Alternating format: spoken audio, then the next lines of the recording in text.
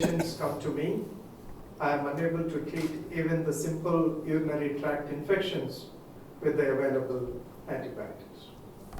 That has happened just in 30 years.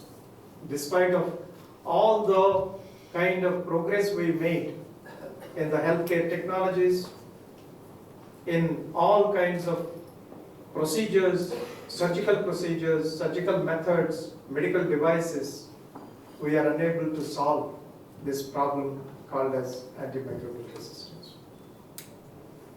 So going ahead, unless we are going to really address this issue from multiple angles, because there is no one set of rules to solve this problem, because it is a multi-sectoral, multifactorial kind of problem, and hence AMR containment is everyone's business.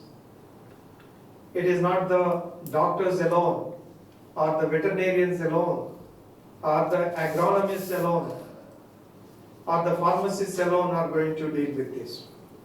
Every citizen has a responsibility to protect the efficacy of the antimicrobials in order to give it to the next generations and protect the next generations. It is a moral obligation of every citizen of the earth, every doctor, to protect the efficacy of these miracle drugs called as antimicrobials. So my dear friends, I am sure each of you in your personal lives, talking to your friends, talking to your family members, you would have heard many times that one of the dear ones have gone into the ICU and the doctors have raised their hands and said, we are unable to do anything because none of the drugs are working. There is a sepsis which we cannot treat. So that is a pathetic situation to feel. I am sure many of us have heard about it or seen how such resistance is making redundant all the available systems within our country and also the world. I just would like to bring a couple of points before I take the questions. We have just concluded the United Nations General Assembly high-level meeting, which has congregated in New York on 26th of September, New York time, that is 27th India time, in order to bring the second ever political declaration on a health topic, especially the antimicrobial resistance. I was one of the many who have toiled to prepare the draft of this political declaration, which has been unanimously voted by all the member countries of the United Nations. What does it mean for us? This means definitely a kind of big push in our fight against antimicrobial resistance. But as you all know, you know better than me, these declarations, these action plans are not going to cut rise. What is being said in this political declaration is, taking the base of 2023, we will be taking the oath to reduce the deaths by 10%. And by 2030, provide about $100 million in order to prepare the nations to build and cost and provide the budgetary allocation for the national action plans. I am not going to go into the detail whether the 100 million is big or small. It is, of course, a drop in the ocean. It is not going to really help fight such a formidable public health issue like AMR. it needs more. But at least there is a political will which is shown by the countries which is laudable at the moment. But governments alone cannot take the responsibility to contain this global issue. We all, including the media, which plays a major role, the civil society, the doctors, the nurses, the agronomists, all the kinds of stakeholders had to come together along with the common man in order to support the initiatives. There is nothing impossible. We have gone and eradicated diseases like chickenpox, you know. We have also in India eradicated polio. There are, of course, worldwide, there are a couple of countries where still it is a problem, polio. But overall, because of the concerted efforts of the government, public, private, and academia, industry, we could overcome some of the problems like polio.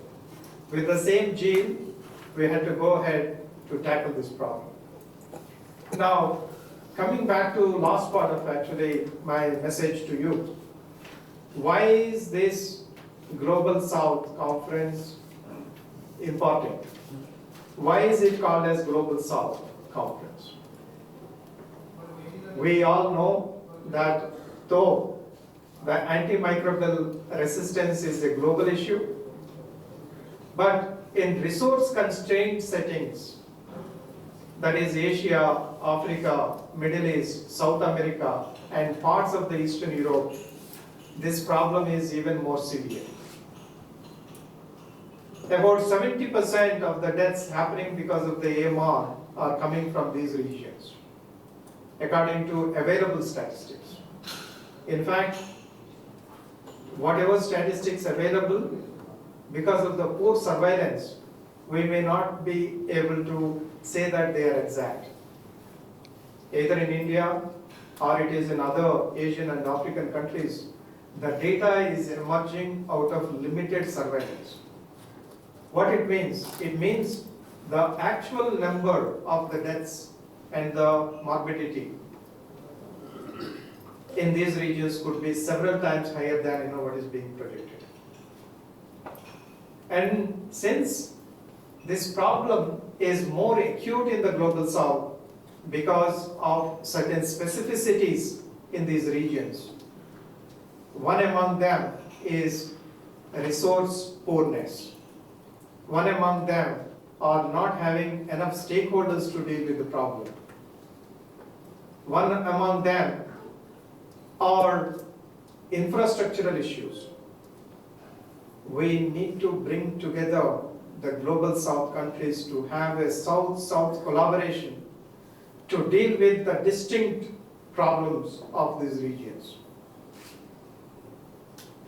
The Global North, that is developing countries, they will not be able to understand the problems of Global South, which are so distinct. Whenever I go to United States or UK or Europe, where I happen to live for a very long time, I don't need to think whether I had to send a patient to get the diagnosis done, right? But in India, it is not the case. So that's why it is very important that the South-South collaboration happens in a bigger way, and we, together with Infection Control Academy of India, Pragyan Sustainable Health Outcomes Foundation, University of Hyderabad, and 100 organizations across the world, across the Global South, have come together to create a platform to deliberate and find sustainable solutions to this problem. Thank you very much.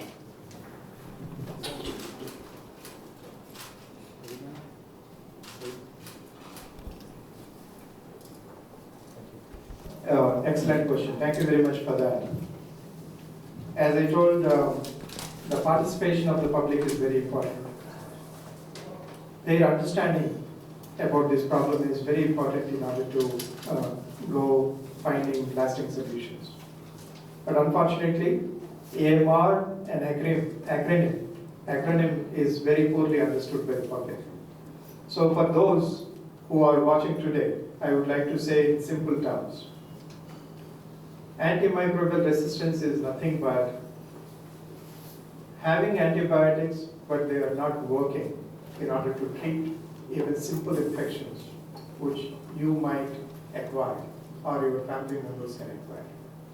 And hence, it is very, very important that you don't take the decision of using the antibiotics and make them redundant when they are going to be most required when you get sick. That is how probably I would explain. And just one second.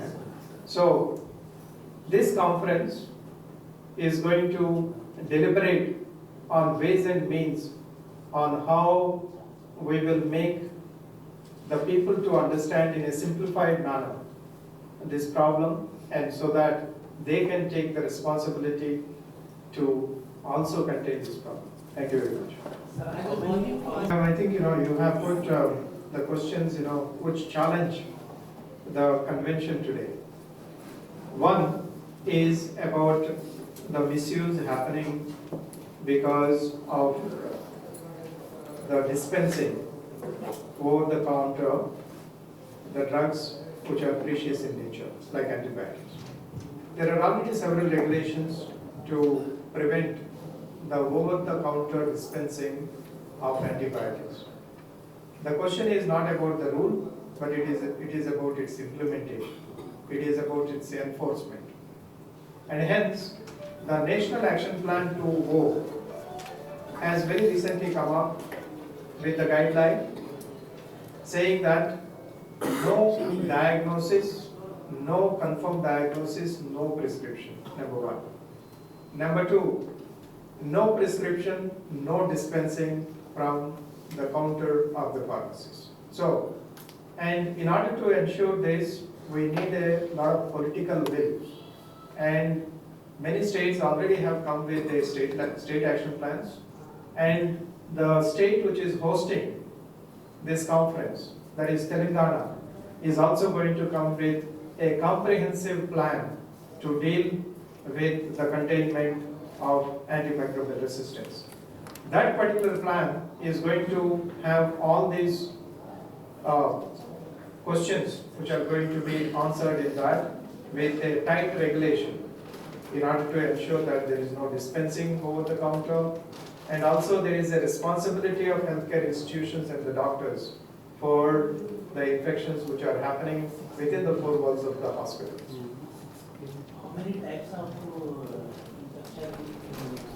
There are hundreds of infections. In fact, the reason for infection can be bacteria, it can be viruses, it can be fungi. So, depending on what kind of infection, after diagnosing through various procedures, we accordingly give either antibiotics, antivirals, antifungals, etc., etc. The problem with antimicrobial resistance, one of the problems of the antimicrobial resistance is a simple viral fever which cannot be treated with an antibiotic is also being prescribed with antibiotics. And many people unknowingly, when they have a fever due to a viral infection like flu, which is very, very common, the people go for antibiotics, which is absolutely useless. It is not only useless, it is also counterproductive and also can have negative impact on the person and the society in general. So, doctor is also added. Google doctor is also added. Google doctor is, I think, just joking, one of my friends has recently put a small board at his clinic saying that if you want me to answer for your Google doctor's advice, you have to pay 3 times more. Doctor, is there any kind of data available of AMR? One of the major problems of the AMR is very poor surveillance, not only in India but in most of the global south countries, because of our lack of infrastructure, lack of capacity, that is the doctors, nurses, and the epidemiologists, etc., etc. So the surveillance, since it is poor, the data is poor in these countries. But nevertheless, there are organizations in the global south. In Africa, it is Africa Center for Disease Control.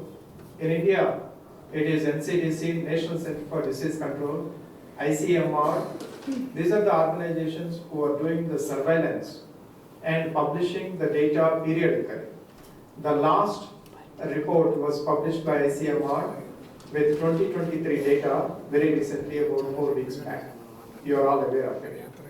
The data, of course, as a public health person, I am not happy with the data, but at least that gives us a direction to think in which direction to go, right? So the available data says that every second infection treatment is failing today. This is, I think, very pertinent. You need to really make a note of it. That every second treatment for an infection today in India and in African nations is failing because the current arsenal of antibiotics are not sensitive to these microorganisms, right? So that begins the problem. And as I told you in the beginning itself, even the simple infections like pneumonia, UTI, typhoid, they are, TB is another. and TB, which is a perennial problem. We thought we would be able to make India mukt of TB by 2030. The Prime Minister, in his speech in recent Stop TB, has mentioned that India would take a much more bigger goal and much more, stronger goal to eradicate the TB or reduce the deaths from the TB by 2025. But it doesn't look like we are going there anywhere near. And in fact, as you very rightly mentioned, now the TB from MDR, that is multi-drug resistance, it is going to PDR, that is pan-drug resistance. That means none of the antibiotics which otherwise used to treat tuberculosis are working anymore. That means going ahead, if we had to make India TB mukt or stop TB or stop TB worldwide, we really need to put our minds together on how we are going to reduce the antimicrobial resistance. If we are not going to do that, the problem of the age-old TB is going to really hit us very bad in terms of morbidity, mortality, and also the economy of the nation. Doctor, is there any, Audible, and we are going to work very closely after this conference with the Telangana government in order to bring one of the most innovative, cost-effective, and outcome-based action plan for this state. Thank you. I must thank, congratulate, and also we as foundations working for the civil society feel greatly indebted to the government of Telangana.